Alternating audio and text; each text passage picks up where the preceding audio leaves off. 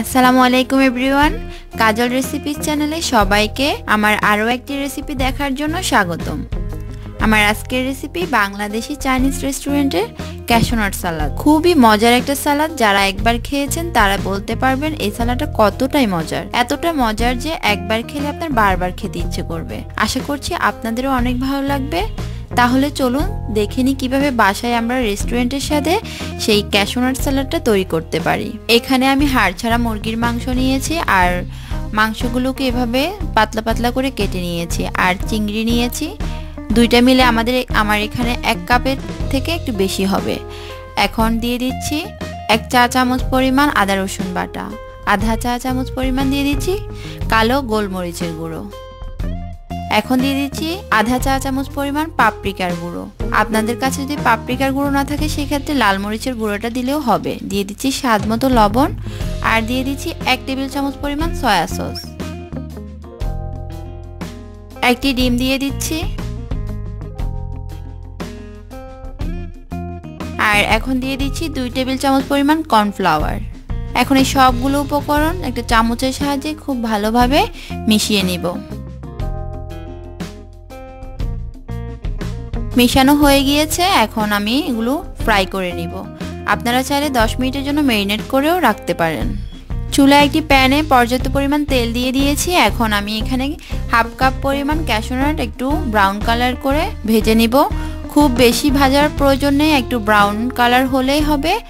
ভাজা হয়ে গিয়েছে, এখন আমি তেল ঝরিয়ে উঠিয়ে নিচ্ছি।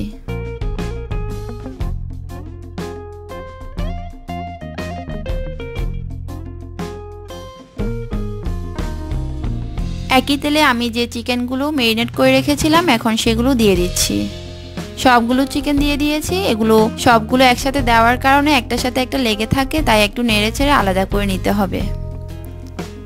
এখন চিকেনগুলো একটু ক্রিস্পি করে ভেজে নিব, যাতে উপর দিয়ে একটু ক্রিস্পি হয় আর ভেতর দিয়ে অনেকটা সফট হয়।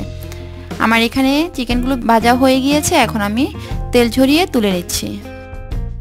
এখন সালাডটি তৈরি করে নেব। এখানে আমি গাজর কুচি, শসা কুচি, সবুজ ক্যাপসিকাম আর লাল ক্যাপসিকাম নিয়েছি। সবগুলো 1/2 কাপ করে আছে। আর নিয়েছি 1 ফালি লেবু আর একটি কাঁচামরিচ কুচি নিয়েছি। আর এখানে নিয়েছি 1/3 কাপ পরিমাণ টমেটো সস, 1/4 কাপ পরিমাণ চিলি সস, 1/2 চা চামচ পরিমাণ কালো গোলমরিচের গুঁড়ো, স্বাদ মতো লবণ, 1 চা চামচ চিনি আর 2 টেবিল চামচ পরিমাণ সয়া সস।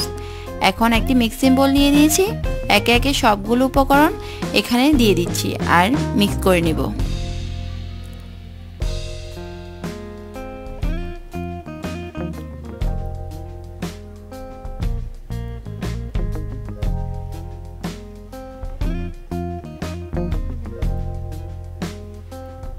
এখন সবগুলো উপকরণ একটি চামচের সাহায্যে একটু মিশিয়ে নিচ্ছি।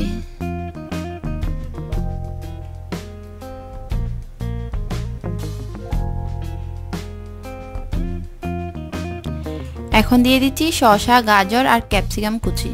এখানে আমি সবগুলো উপকরণ 1/2 কাপ করে নিয়েছি। আর দিয়ে দিচ্ছি কাঁচামরিচ। আপনারা আপনাদের ঝাল অনুযায়ী কাঁচামরিচটা অ্যাড করবেন। এখন দিয়ে দিচ্ছি ভেজে রাখা ক্যাশু নাট আর চিকেনগুলো। আর দিয়ে দিচ্ছি 1/2 চা চামচ পরিমাণ কালো গোলমরিচের গুঁড়ো। সবশেষে দিয়ে দিচ্ছি লেবুর রস। এখানে আমি 1 টেবিল চামচের মতো লেবুর রস দিয়েছি। এখন একটু চামচের সাহায্যে সবগুলো একটু আলতো করে মিশিয়ে নিব। খুব বেশি জোরে জোরে মিশানো যাবে না, তাহলে শসা থেকে পানি বের হয়ে যাবে। এখন আমি খুবই আলতো করে সবগুলো মিশিয়ে নিচ্ছি। এখানে আমি এখন লবণ দিইনি, কারণ এখানে যে সসগুলো দেওয়া হয়েছে সবগুলোতেই লবণ থাকে, তাই আমি এখন লবণ অ্যাড করিনি। সবগুলো মিশানোর পরে যদি মনে হয় যে লবণের প্রয়োজন আছে তাহলে আমি তখন লবণ অ্যাড করব। তাই লবণটা একটু পরে মিক্স করবেন।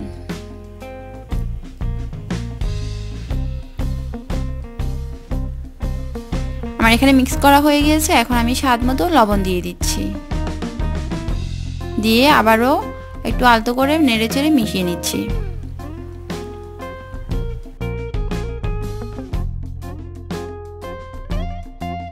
মিক্স করা হয়ে গিয়েছে। এখন আমি একটি সার্ভিং ডিশে পরিবেশন করে নিচ্ছি।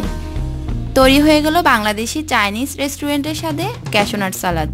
আর আশা করছি আপনাদের বারবার রেস্টুরেন্টে গিয়ে এই চাইনিজ ক্যাশনাট স্যালাডটি খেতে হবে না, বাসায় এখন থেকে তৈরি করতে পারবেন। খুবই মজার, আশা করছি আপনারা বাসায় ট্রাই করবেন আর কেমন হয়েছে আমাকে কমেন্ট বক্সে কমেন্ট করে জানাবেন। আমার রেসিপিগুলো যদি আপনাদের ভালো লেগে থাকে তাহলে আপনাদের ফ্রেন্ডস এবং ফ্যামিলির সাথে শেয়ার করবেন। আজ এ পর্যন্ত, সবাই ভালো থাকবেন। আল্লাহ হাফেজ।